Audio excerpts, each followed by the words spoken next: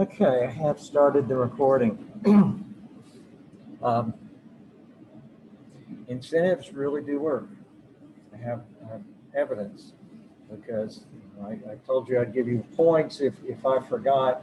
And I don't believe I have forgotten in this class or in my other face-to-face class where I'm doing the same thing. I have two online classes that just started last week. And I've had two sessions with them, and I didn't do the same thing. In my 6 o'clock class, I am 0 for 2. Forgot to record both of the sessions. And the difference is that when I start this one, I think, uh-oh, I've got to start that or somebody's going to take me up on my offer. Okay. We are continuing in chapter 31. We should be able to finish 31 today, dealing with inflation and the quantity theory of money. This is a really good time to be studying inflation and the quantity theory of money because inflation is not a problem now. It's not a problem. In fact, the Federal Reserve would like it to be a little higher because it is below their target of 2%. That doesn't mean it won't be a problem in the future. And the quantity theory of money gives you a framework for thinking about whether inflation is likely to be a problem in the future. To review what we did last time,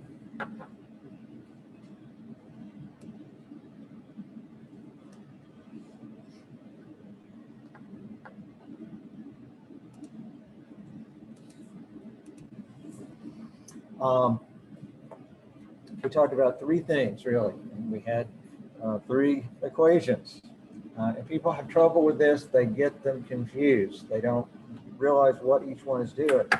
Remember what the price level is. It's trying to give us a sense of what's happening to prices in general, or what are prices in general today compared to prices in the past.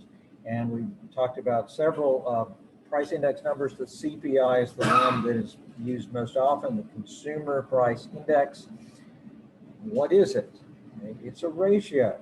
The cost of the basket of goods that the Bureau of Labor Statistics has decided the typical American family buys. It's the cost of that basket in whatever year you're looking at over the cost of that basket in the year that the government has chosen to use as the base year. And then you multiply that ratio times 100. Okay?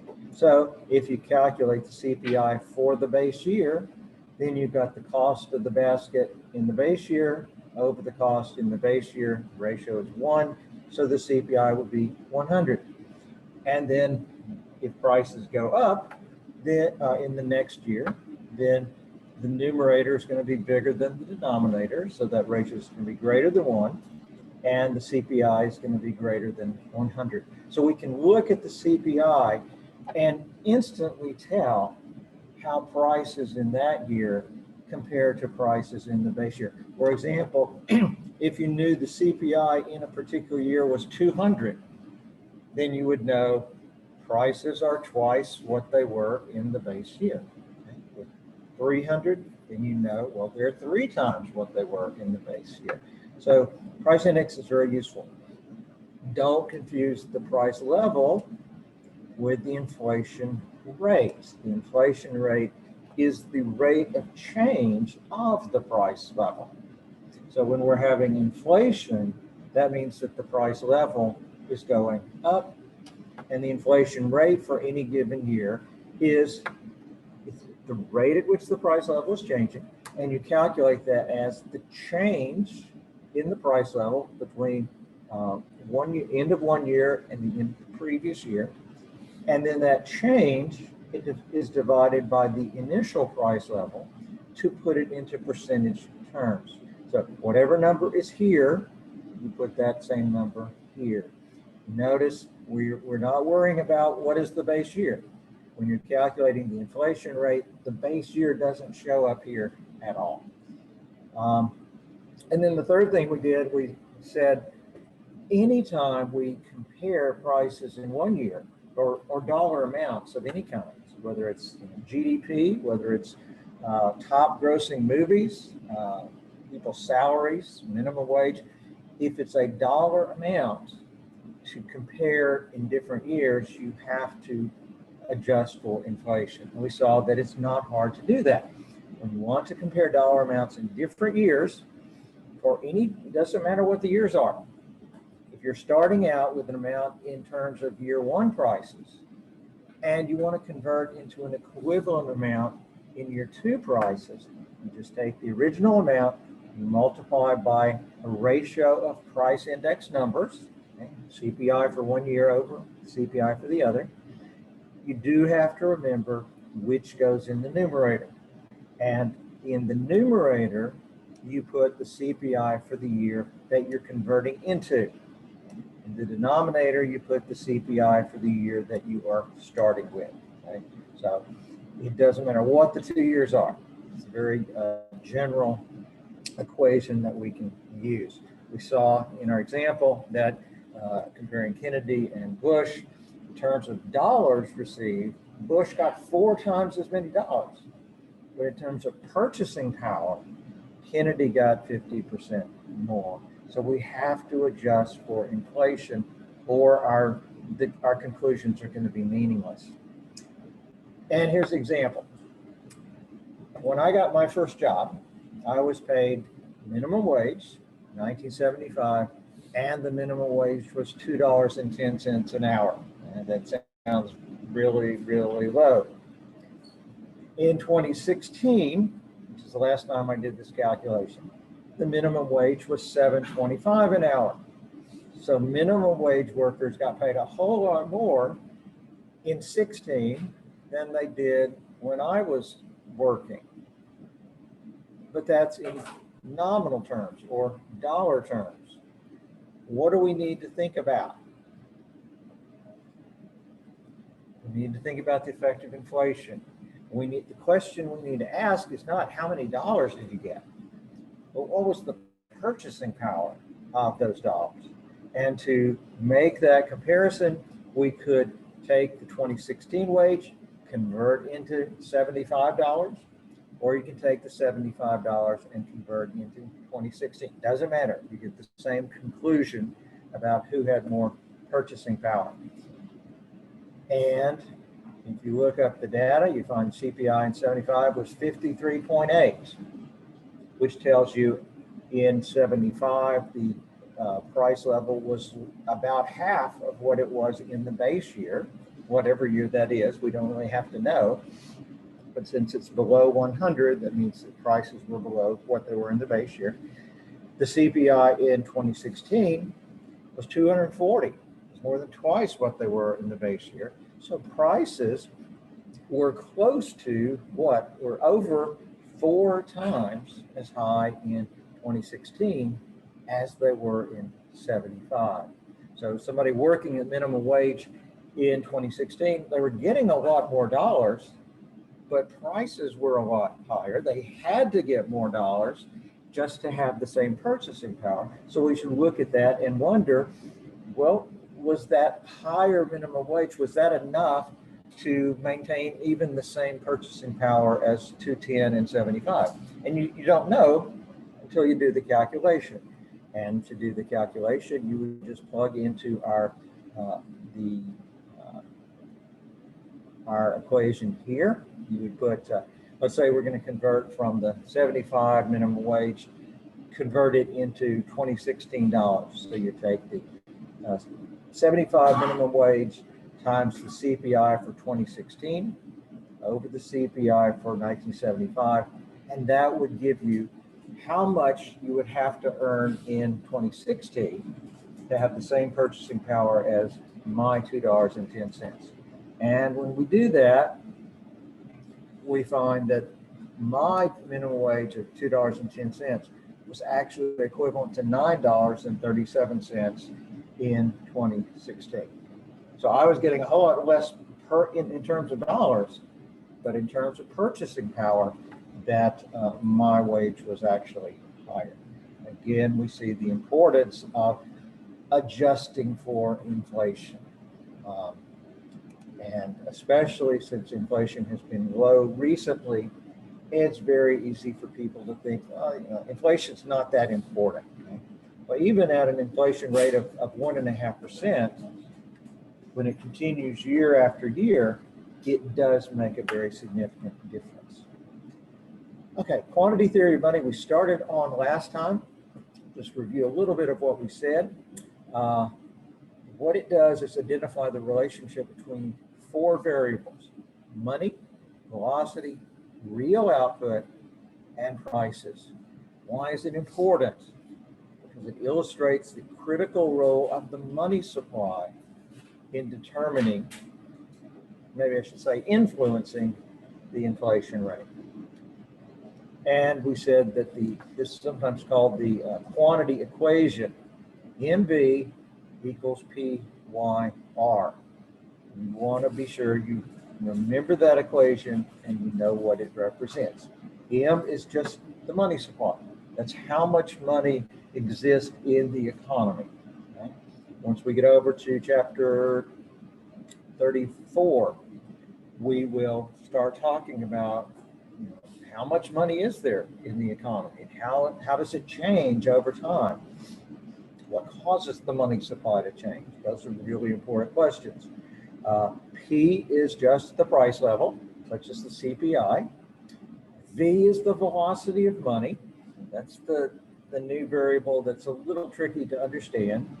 And then YR represents real GDP, or GDP adjusted for inflation. Notice M times V, the left side of the equation, is the total. It gives you the total amount spent on finished goods and services. Okay? Velocity, our definition for velocity, and this is the variable that's a little hard to get your mind around, represents the average number of times a dollar is spent on finished goods and services in a year. Okay? How many times does the average dollar get spent?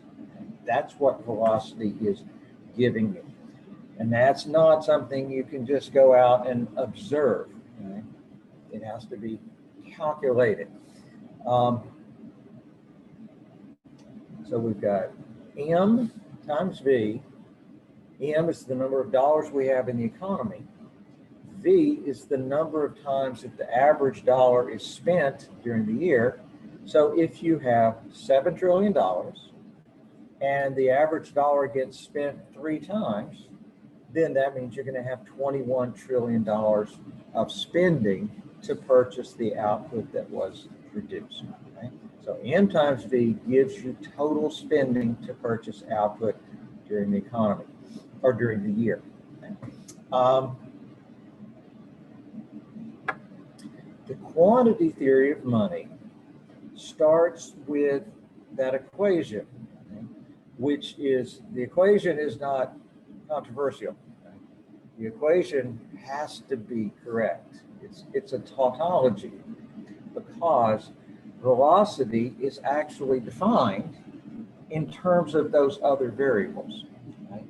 So the equation itself is not controversial. It has to be correct, okay, because of the way velocity is defined. What would be controversial and what can be incorrect is the additional assumptions that the quantity theory makes. Quantity theory assumes that real GDP, YR, I'm just going to say Y because we're talking about real GDP. The quantity theory of money assumes that real GDP and velocity are stable compared to the money supply. Or in its most extreme form, it assumes that real output is fixed, it's just a constant, and that velocity is fixed. It's just a constant. Why would that make sense? Well, go back to chapter 28. What determines real GDP? Remember, we talked about The production function, I said how much output the economy produces depends on how much capital do we have, how much labor do we have, how much human capital, what technology do we have based on ideas. All of those things have an impact on how much output we can produce. And generally, those variables, capital, labor, technology, generally they don't change very fast from one year to the next. So in our the quantity theory of money, we're just being a little bit more extreme than that and say, let's assume that it's fixed, that we know it doesn't change very fast usually. So let's just say that it's fixed, that real output is a constant, and the velocity of money is determined by factors that change only slowly. Okay? Usually that is the case. Okay? And we won't go into why that is true, but generally, most of the time, velocity doesn't change very much very fast. So it's not too much of a stretch to say, to start out, let's assume that output is fixed, and let's assume that velocity is fixed. And your book suggests the velocity of money is around 7. And that's not entirely up to date, but that's pretty close. Here's our quantity equation taking into account these extra assumptions. M times V equals P times Y. But the bar here, when we put a bar over a variable, all we mean is we're assuming that that is fixed, that it doesn't change. It's just a number. Okay? Velocity is 7, for example. Okay? So think about the implications of this equation.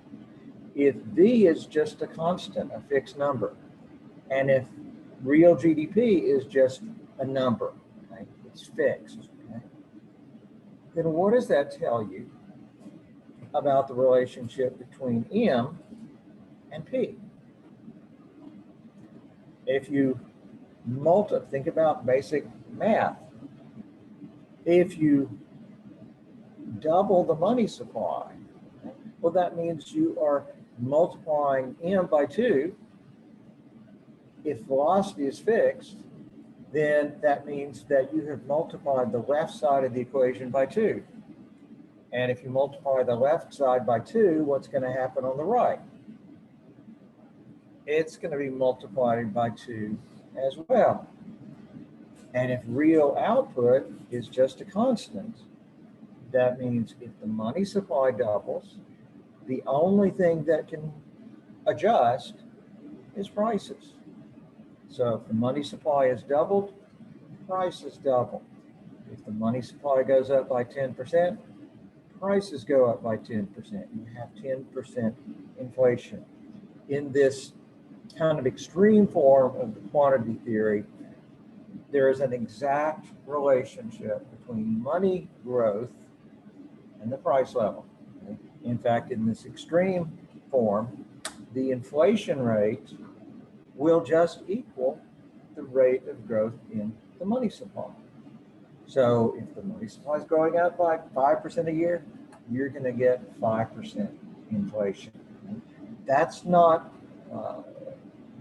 realistic. There are other things that happen, but that's a very good starting point because it shows you that when we add more money to the economy, other things being equal, all of that new money will lead to higher prices. And it makes sense. If, let's say that next year turns out to be exactly the same as this year, and we produce exactly the same amount of output. But what if the government, what if the Federal Reserve has given everybody twice as much money? Well, if we're all trying to buy the same amount of goods and services, but we've got twice as much money, prices are going to go up. That's the idea from this simple quantity theory of money. Questions here?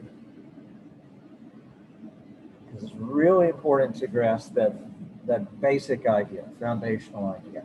If V and Y are fixed, then any change in the money supply has to be reflected in a change in prices. Okay. So the quiz. The number of times a dollar is spent on final goods and services is in a year is called what? The velocity of money. Okay, that's one of those definitions you want to write down because it is going to be important. And it's not quantity theory money. Well, yeah, that's a thing we're talking about, but that's not velocity. Currency turnover rate, we haven't talked about that. All right, now we talked about what inflation is. We talked about how we can measure inflation. What is the cause of inflation? Okay. A very well-known quote in macroeconomics is what you see here. Inflation is always and everywhere a monetary phenomenon. This is associated with Milton Friedman, who was certainly one of the top economists of the 20th century. I would argue probably he was the most important economist of the 20th century, and he very much emphasized this point, that when you look at different countries, you look at different periods of time, when you see a country that's having lots of inflation, it is a monetary phenomenon. Why are prices going up at a high rate? Because the government is increasing the money supply at a fast rate. That was not accepted prior, I would say prior to the 1960s. But Friedman and another economist did a massive study of money and the economy, and this was a conclusion that came out of that study and is generally accepted. Okay, this is just restating what we've already said. In particular, the quantity theory of money says that the growth rate of the money supply will be approximately equal to the inflation rate. In the latter part of the 1960s and the 1970s, we had very high inflation. Right? What was the cause of that? The money supply was being increased by the Federal Reserve at an excessive rate. In the 1980s, the Fed changed its policies. They didn't increase the money supply as fast. And guess what happened to inflation? It came down. Okay? Here, this is from your book, looking at a number of different countries. It shows you between 1980 and 95, the relationship between money supply in a country and the price level, and you can see a pretty close connection there. When the money supply is going up, the price level is going up. It's not identical, right? But there's there's a close connection. Over here, inflation and money growth rates. Okay? Again, you see that when the growth rate of money supply is low, the inflation rate is low. When the growth rate of the money supply goes up, and notice we're talking about very high inflation rate, 6,000%. We haven't had that in this country, but there are a number of other countries that have. When they go to really high inflation rates, what's causing that? Well, this suggests they're increasing the money supply at a faster rate than they were before. Eventually, the inflation rate comes down, and at the same time, the growth rate of the money supply is coming down. Right? And you can make a very good case for saying that the cause and effect is running from the money supply to prices. Okay? The inflation isn't causing the money supply to go up. It's that the government is increasing the money supply, and that is what is causing the inflation rate to increase. Here again makes the same points. This is plotting various countries. You got the money growth rate on the horizontal, you've got the inflation rate on the vertical, and you see the general trend is upward sloping. Okay? So there's a direct relationship between the two variables. What does that mean? When you have a higher growth rate of the money supply, it gives you a higher inflation rate. On average, a 10% point increase in the money growth rate has led to a 10 percentage point increase in the inflation rate, okay? Which again is what Milton Friedman said. Inflation is always and everywhere a monetary phenomenon. But notice it says on average. Okay? So that means it doesn't happen every single time, but this is the general relationship. Now remember we said in the simple quantity theory of money, what is the assumption about velocity? Assumption is that velocity is fixed. Yes, thank you. Velocity is fixed. It doesn't change. Well, here we see that in reality, it does change some over time, but generally it changes at a relatively slow rate. Okay? You can see some significant changes here, but generally they're pretty, it's not a dramatic change in one particular year. However, when you get to this year, okay, first quarter of this year, this is M1 velocity. That's M1 and M2 are different measures of the money supply. If we're looking using an M1 measure of money, velocity was about 5.3 in the first quarter of this year. Okay? In the third quarter that just ended the other day, it dropped to 3.9. So when you go from 5.3 to 3.9 in half a year, that's a pretty big change in velocity. And that means that our simple statement that 10% money growth will lead to 10% inflation is not going to be correct. That is correct only if velocity and real output are fixed.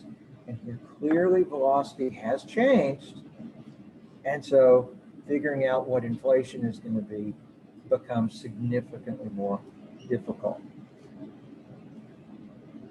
Okay, a couple of other terms to understand. We've talked about inflation. That means prices are going up in general. Deflation is just the opposite, where if you're inflating a balloon, it's getting bigger. If you're deflating the balloon, it's getting smaller.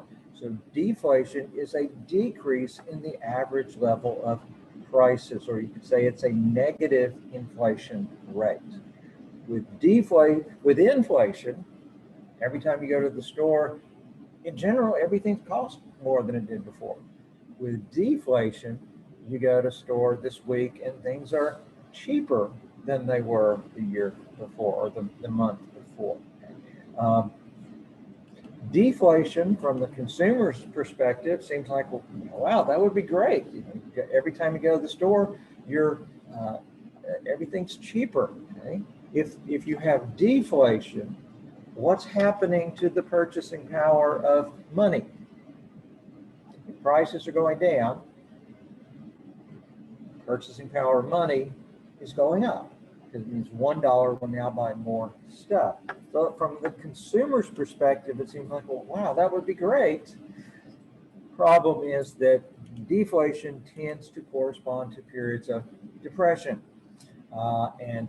We don't like that. So that's why the Fed does not aim for deflation.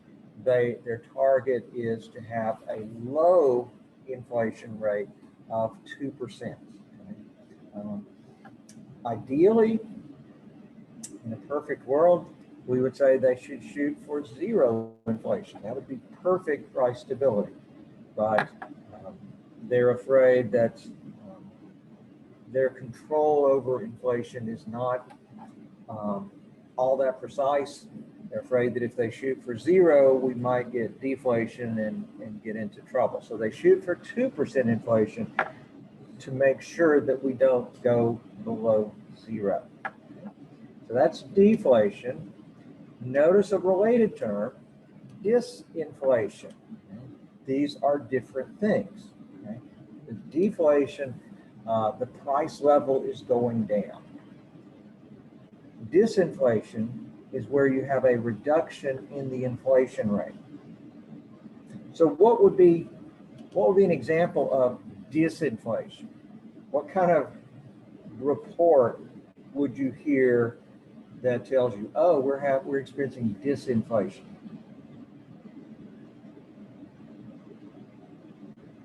Deflation would be, you go to the store, everything's cheaper than it was last year.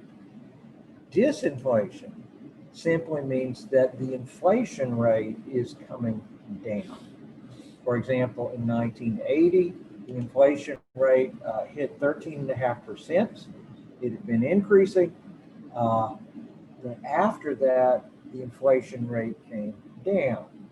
Prices were still going up, so we were still having inflation, but we were experiencing disinflation in that the inflation rate went from 13.5% to 10% to 8% and on down to 2%. Okay? So disinflation means the inflation rate is coming down. That's what we experienced in the 1980s. And the economy generally did well during the 1980s. Deflation is what we experienced in the 1930s when things did not go well. Any questions here?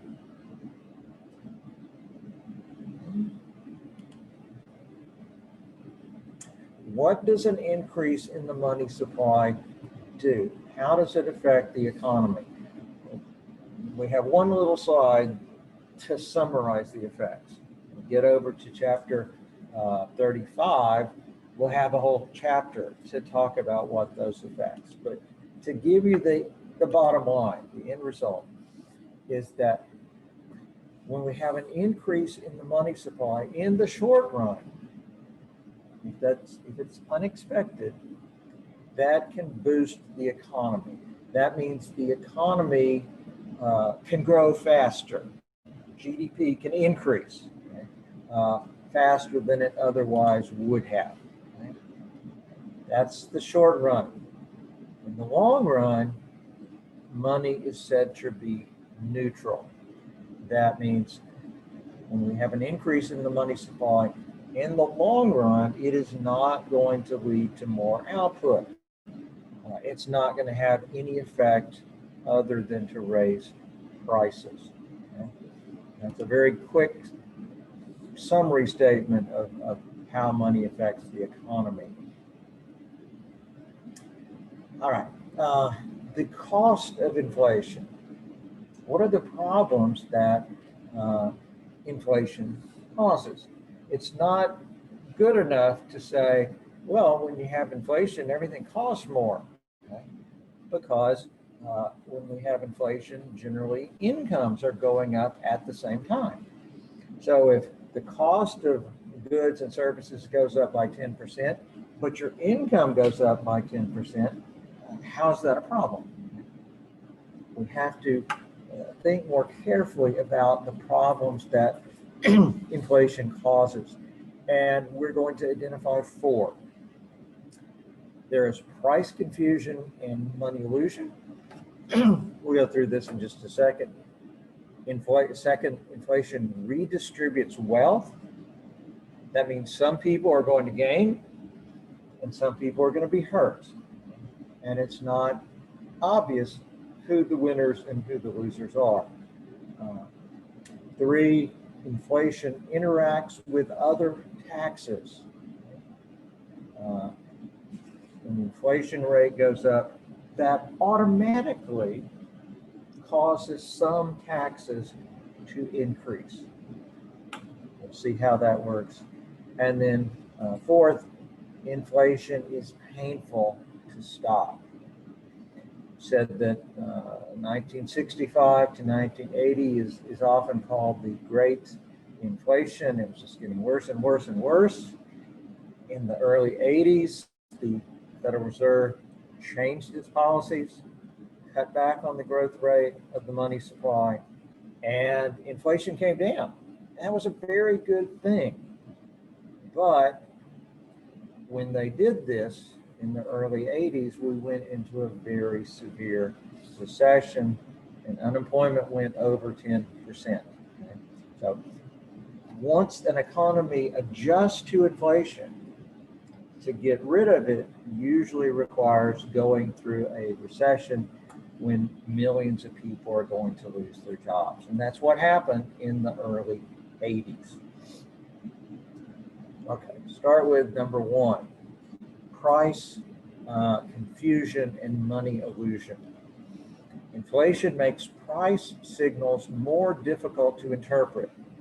Think about what we've said throughout this whole course, that we have limited resources. We have to try to figure out what is the best way to use the resources that we have. And chapter 3 and chapter 4 emphasize the role of prices. Prices communicate information. Prices create incentives. Prices coordinate the behavior of consumers with producers. We talk about how important prices are. When we have inflation, prices cannot do their job very well. Compare two economies. Let's say you have an economy where prices are always stable, where you don't have any inflation. Okay? Well, in that kind of economy, when you go to the store today, in general, prices will be, or on average, prices will be the same as they were last month. And in that environment, if you see the price of hamburger meat has gone up, that gives you useful information. You realize, oh, something has happened. Hamburger meat is now more scarce than before, and you know what to do. I should cut back. I should use less hamburger meat. I should look for substitutes. In an economy that has doesn't have much inflation, then when people see prices change, that gives them useful information. But what if you're in an economy that's experiencing high inflation, one of the hyperinflations, where you go to the store today and on average prices are 50% higher than they were yesterday. Everything's more expensive, right? So you can't easily see which good has become more scarce because all of the prices are changing all of the time. And so you could say that prices are sending signals about the value of resources. When you have inflation, that's kind of like static. That makes it hard to discern what are these prices actually telling us. Because you go to the store, you see prices going up, it's not clear whether prices are rising simply because you've got more inflation due to more money, or because of something that is specific to that particular market. So the price system works much better in an economy where prices are stable on average than in an economy where prices are going up constantly. Just think about, just try to imagine going to the store and expecting everything's going to cost 50% more today than it did yesterday. How do you decide which goods to buy? Maybe you decided hamburger meat was good to buy yesterday, but you can't simply do what you did yesterday because all of the prices have changed. And so you have to look at all the prices today. You can't rely on any decisions you made yesterday. You have to rethink all of those decisions today. And then tomorrow, you're going to have to do exactly the same thing because all of the prices will be different. When you have high inflation, it makes it very difficult for people to figure out how to use their resources. Resources are wasted in activities that appear profitable, but are not. And resources flow more slowly to profitable uses. Think about a business. They're trying to figure out what is it profitable to produce today. Okay? Well, they did their analysis yesterday to figure out what to produce and how much to produce. Normally, you decide what's good today, and that's going to be good for a significant period of time. You don't have to rethink it every day. But when you have high inflation, what made sense to do yesterday doesn't count for today. You have to rethink all of your decisions. That applies to individuals. It applies to businesses as well. Life becomes much more complicated for the average person when you have high inflation. It doesn't become all that more difficult for extremely high income people. If you're high income or high wealth, then you can afford to pay somebody else to make those decisions for you. But if you're the average person, you can't afford to pay somebody else to do it. You have to figure it out on your own. And so your life becomes a lot more complicated. Part of that is the idea of money, or part of the reason things get more complicated is the idea of money illusion. And that what that means is when people mistake changes in nominal prices for changes in real prices. That means they see that the money price of something, anytime you see nominal, you can just substitute for that money. Okay? Money illusion is when people see that money prices are going up and they think that means that real prices or inflation adjusted prices have also gone up. Okay?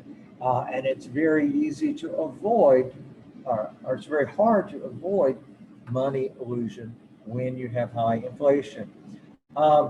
Imagine this. So you're working at a job and you're being paid $10 an hour, okay? And you like this job, but it's a reasonable wage. And then you get offered another job that's going to pay you $30 an hour. Okay? What do you immediately think? You think, oh, this is a much better deal. You quit your job, you start the new job because it's paying you more. But what if a few weeks or a few months later, you see, oh, there's been huge inflation and prices have doubled or tripled. Then you realize, this looked like a really good wage. I quit my other job, but it turns out it wasn't a higher wage. I looked at that higher nominal wage. I concluded that was a higher real wage. What was really happening is I was suffering from money illusion. I saw a bigger number, and I assumed that meant a higher real wage. And money illusion would apply to all kinds of decisions. It's where you see a higher dollar price and you think that means it has a greater value because you haven't recognized the amount of how much inflation has occurred. So if something like this happened throughout the economy and lots of people see, oh, I'm being offered a higher wage, businesses are able to charge higher prices, then you can get an increase in output, but it's only later on that they realize, oh, this really was just inflation. Right? That's how you can get the sudden increase in output, but then eventually it wears off as people recognize that it was really just inflation. Okay, another check. Decrease in the average level of prices is called what? Average prices are going down. That's deflation. Okay. Disinflation is where the inflation rate is going down. If you go from 10% inflation to 7% inflation, that is disinflation. If you go from a CPI of 240 to a CPI of 220, that would be deflation. Okay? Money illusion is where you see a higher dollar price and you think that represents a higher real price because you don't recognize the inflation that has occurred. Okay. Second, inflation redistributes wealth.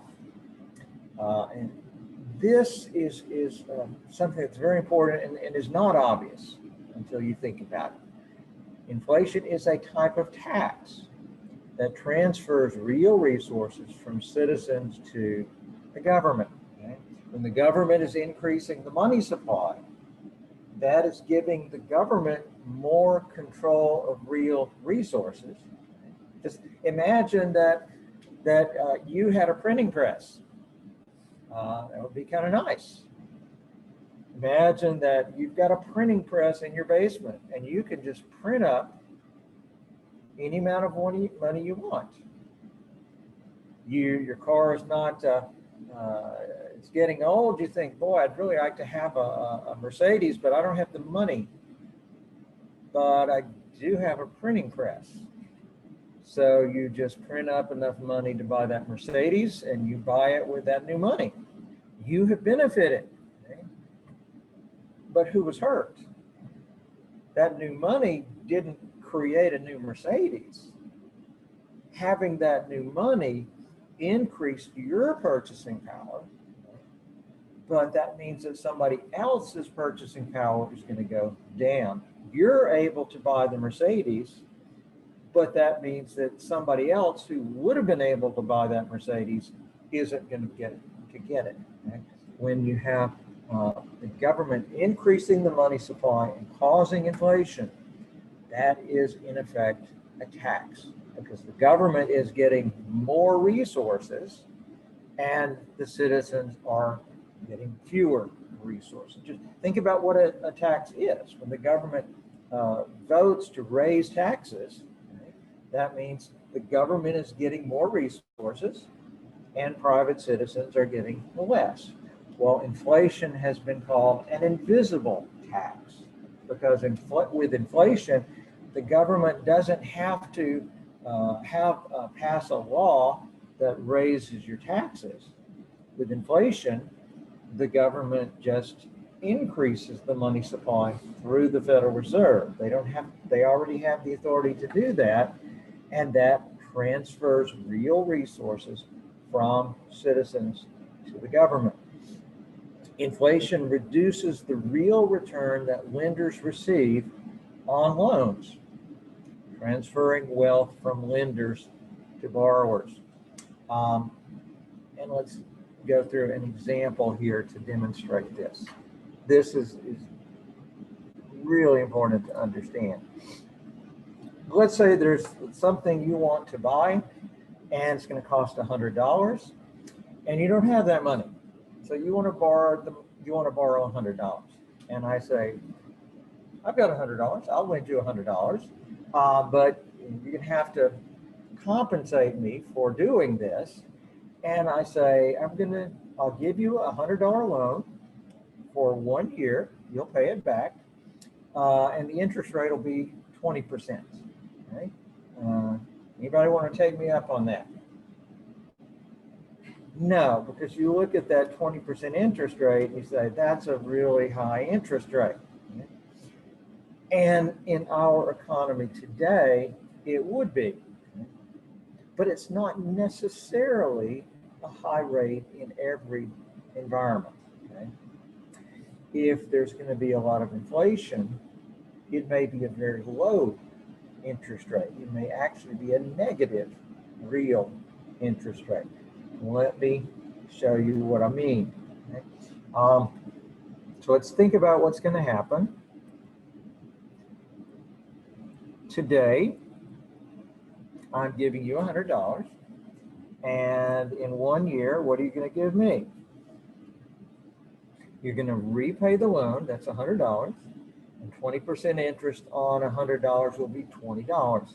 So you're going to give me $120. Okay? Is it costing you something to borrow this money? Yes. Okay. Assuming there's no inflation, you are giving up $20 of purchasing power. Okay. It's costing you to borrow, and I'm benefiting. My purchasing power is going to go up by 20%. Okay. Now, but notice that we are talking in terms of dollars. And as we saw with Kennedy and Bush, what's important is purchasing power. So if prices change, that's going to be an important thing. How can we express these amounts in terms of purchasing power? Well, we could use the CPI, but let's just be real simple. Let's say that I have very simple taste, and there's only one thing that I buy, and that is hamburgers, and low quality hamburgers. The hamburgers I want are from McDonald's. They only cost $1. Okay? So when I lend you $100 today, what am I actually giving up? I'm giving up 100 hamburgers. And why am I willing to do that? It's because I'm anticipating that in a year you're going to repay the loan. I'm anticipating that there won't be any inflation and hamburgers will still be $1. And so, in effect, you're going to give me 120 hamburgers. I'm anticipating that my purchasing power is going to go up by 20%. Right? And that's what will happen if there's no inflation. But what we want to understand here is, what if there is unanticipated inflation, right? As there was in the late 60s and the 70s? Who's going to benefit from that, and who's going to be hurt? Right? To show it, let's assume that there's a lot of inflation. After we agree to this loan, and you promise to pay me 20% interest, and I say I'll accept that. What if there's 100% inflation? Now, that's not going to happen. But what if it did happen? Okay?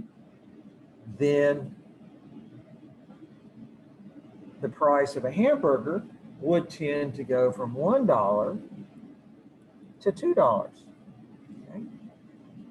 So we start out, we agree on the loan.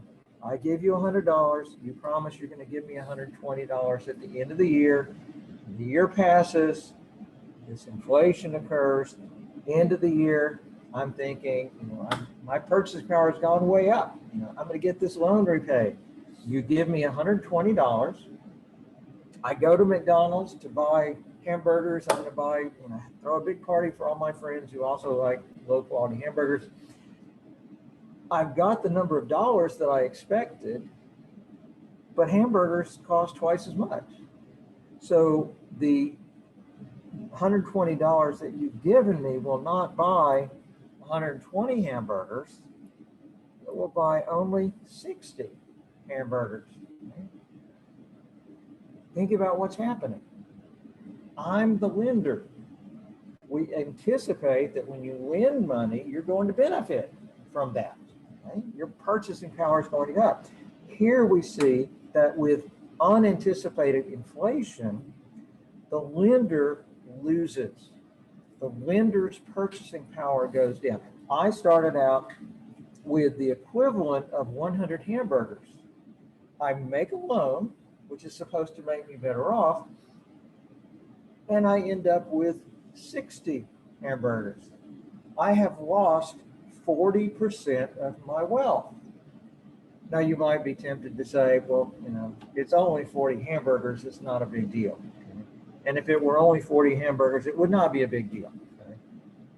But this is exactly what happens when you have somebody who saves all their life, they retire, they take their retirement money, they invest it, and if they invest it in something that's going to pay them a fixed interest rate, and you have unanticipated inflation, they don't lose 40 hamburgers. they lose 40% of their real wealth, 40% of the purchasing power of their wealth. And that means their standard of living goes down by 40%. So we are talking about something that it's a trivial example, but it illustrates the effect that inflation has. When it is unanticipated, it has a devastating effect on lenders. Because understand the intuition here. It's very important. The lender gave up $100, and each dollar had a certain purchasing power. Each dollar would buy one hamburger. Okay? When the loan is repaid, the lender is getting dollars that have much less purchasing power. That's the problem that unanticipated inflation creates for lenders. They're going to get repaid with dollars that aren't worth as much as the dollars they loan out. Okay? So lenders lose. What about the borrower? In this case, you're the borrower, you benefit. You received $100 when those dollars would buy a lot, but you get to repay the loan with dollars that are worth far less. So my loss as the lender is your gain. What you want to remember is when we have unanticipated inflation, think about the alliteration. Lenders lose, borrowers benefit. Okay? If inflation is going up, you don't want to be the lender. Okay? And this was really, really important back in the 60s and 70s. My parents in the 60s borrowed money to buy a new house. And they borrowed it before inflation went up. And interest rates were very low. And I remember in the early years of that loan, sometimes it was very hard for them to make those payments because those payments represented a lot of purchasing power. But then the inflation rate took off, which meant that the purchasing power of money went down a lot. And in the last 10 years of that loan, they didn't have any trouble making that payment because it was the same number of dollars, but the purchasing power was much lower. My parents didn't really think about it, but they benefited from that unanticipated inflation because they were borrowers and they got to repay the loan with dollars that weren't worth as much. My parents benefited. What about the savings and loan who loaned them the money? The savings and loan was a lender. The savings and loan lost. The savings and loan went out of business. It failed, largely because of the unexpected inflation that has occurred. So some people benefit from the unanticipated inflation. Others will be hurt. One of the best examples of high inflation is Germany after World War I. And there are examples of people who borrowed enough money to buy a house, and then they, because of the unanticipated inflation, they could repay the loan with dollars or with money that had essentially no purchasing power at all. Okay? So they borrowed enough to buy a house. They paid off the loan with money that you couldn't even buy a hamburger with. Okay? For the borrowers, it was a great deal. For the lenders, they lost everything. They became desperate. And that was one of the things that led to the problems in Germany, where when people get desperate, they turn to people that are not good to turn to, like Adolf Hitler. If they had not had the hyperinflation after World War I, it's possible that Hitler's ideas might not have been accepted. So when you have economic disruptions, you don't know how severe the consequences are going to be. Okay. Real rate of return and nominal rate of return. Well, that's really what we've been talking about in our example. The nominal rate of return, or the nominal interest rate, is just the rate that does not account for inflation, or you could say it's the money rate. Right? If you go to the bank and they say we will lend you money at an interest rate of 6%, right? That's the nominal rate. That's the money rate. They're saying for every $100 that we give you, you're going to have to give us $6 of interest back. Okay? So when you go to the bank, you see interest rates there. Those are going to be nominal rates. What you have to remember is, what's really important is purchasing power. And the real rate of return shows you the rate in terms of purchasing power. The real rate is the nominal rate minus the inflation rate. And we can demonstrate that with an equation. I have to stop in just a moment so people here can look at their exams. The relationship between the lender's real rate and the nominal rate of return and the inflation rate is what you have here. Okay? We're using R to this equation is the same as this. R represents the real rate, okay, that the lender is going to get. I represents the nominal rate, okay, or the money rate, and E, that's a pi. Economists often use the symbol pi to represent inflation. We're not referring to the mathematical value of pi. We're just using it to stand for inflation. So when you see E pi, that means the expected inflation rate, as we have here. Okay? The real rate is going to be the nominal rate minus the expected inflation rate. So in our example, where I was lending you money, what was the nominal interest rate? When I loaned you the money, I said, I want you to pay me what? 20%. Okay. But what was the real rate that the lender ended up getting? It wasn't 20%. He ended up with, or I ended up with 20% more dollars. But did my purchasing power go up by 20%? No, my purchasing power didn't go up at all. My purchasing power went down. The real rate I got was actually negative. For me, the lender, it was a terrible deal. For you, it was a great deal because you got dollars that were worth a lot and you repaid the loan with dollars that weren't worth as much. Okay?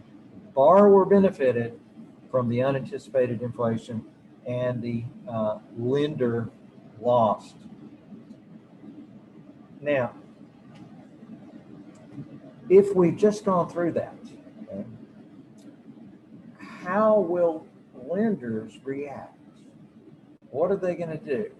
If somebody comes to me just after you've paid me the $120 and I found out that prices have doubled, and they say, well, how you feel about that loan? Are you glad you did it? I'm going to say, that was a horrible decision to lend the money. In fact, I may want to come to you and say, you really need to give me more money. And what are you going to say? You're going to say, hey, you said you wanted 20% and I gave you 20%. So, you don't have a right to complain. Right? And you're right. You did give me exactly the number of dollars I agreed to, but I did not receive the purchasing power that I was expecting. Right? So I'm going to be really unhappy. You're going to think that was great. If we both think that inflation is going to be 100% for the next year, would you be interested in borrowing again at an interest rate of 20%? You say, that was great. Let's do that again. You're going to want to borrow $1,000.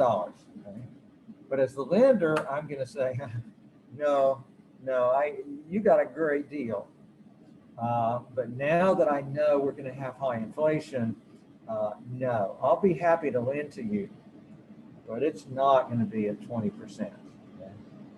If I'm expecting high inflation, what am I going to say if you want to borrow money? I'm going to say, I'll be happy to lend to you, but you're going to have to compensate me for the inflation that we expect is going to occur. I want a higher interest rate. And that's what the Fisher effect refers to. The tendency of nominal interest rates to rise with expected inflation rates. And we can summarize it right here, okay? And also down here. The nominal interest rate will equal the real interest rate plus the expected inflation rate. Okay? That's saying that the nominal interest rate that lenders will demand is going to be the real rate they think they can get in terms of purchasing power plus the expected inflation rate. Okay? This is a really important equation. It implies that nominal interest rates will rise with expected inflation. I was willing to lend to you at 20% interest when I thought there wouldn't be any inflation. If I think there's going to be 100% inflation, I'm going to say, okay, you're going to have to not pay 20%, you're going to have to pay 20% plus 100. I'm going to want 120% interest. Okay? That the Fisher equation or Fisher effect is saying when lenders start to expect inflation, nominal interest rates are going to go up. And that's exactly what we saw in the 60s and recent decades. When inflation started going up, inflation is in the blue. When it started going up, you see interest rates going up. You see how closely they track each other. 1980, inflation is high and interest rates are even higher because people have started realizing, oh, looks like inflation is going to keep going up. But the inflation rate came down, and as it did gradually, interest rates came down. Okay? The Fisher effect is very important. If at some point in the future people start to expect there's going to be more inflation, you can expect that interest rates are going to go up. Okay? Right now, interest rates are very low. If you look at these are the interest rates you can get if you loan money to the government by borrowing Treasury securities. The yield you can get is in the green. Okay? If you're willing to lend money to the government for 30 years, then the annual return you can get is 1.3%. If you want to do it for only a year, the annual return 0.183. Those are nominal interest rates. So if we end up having 2% inflation every year, that means for the 30-year bond, if you lend to the government at that rate, the real interest rate you're going to get is minus 0.7%, which means the purchasing power of your wealth is going to get smaller and smaller every year, even though the dollar value of your wealth is going to be getting higher and higher. Okay, we need to stop. I do want to let people here look at their exams. These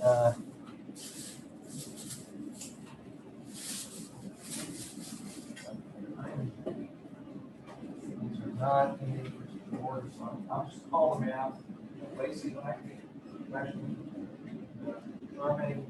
here. You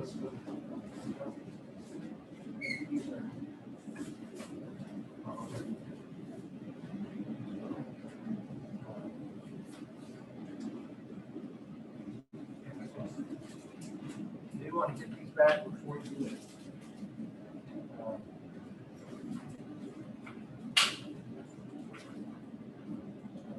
Noah Cyrus.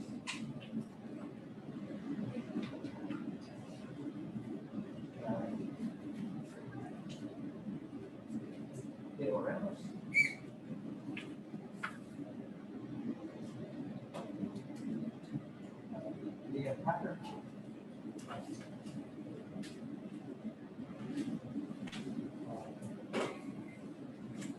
Just put it back there.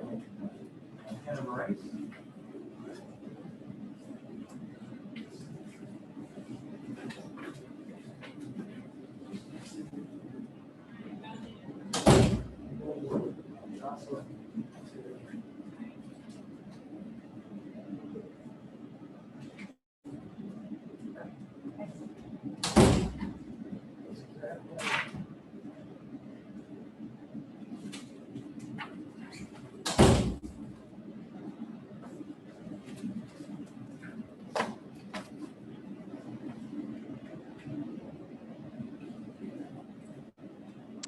Hey, Dr. Jones. Yes. Is the test going to be next week? No. I haven't gone back and decided when we're going to do that, but no, it won't be next week. It won't be next week. Thank you I'll very look much. at the schedule and try to figure out when we're going to do that. Thank you. Hey, Mr. Jones. Hey, did you take the assistance today? I'm just using the participant list to do attendance.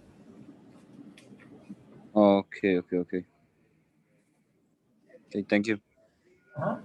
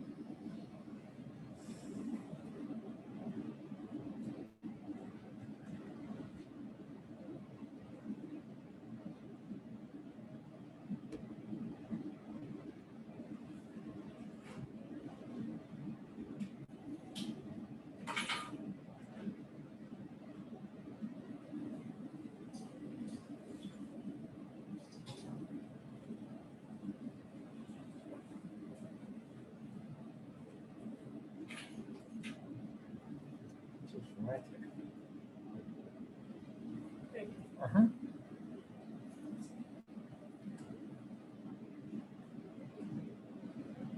Hey, Mr. Jones. One question. Did you see my email about the dates that I told you that I was in class, but in Moodle say that I was absent?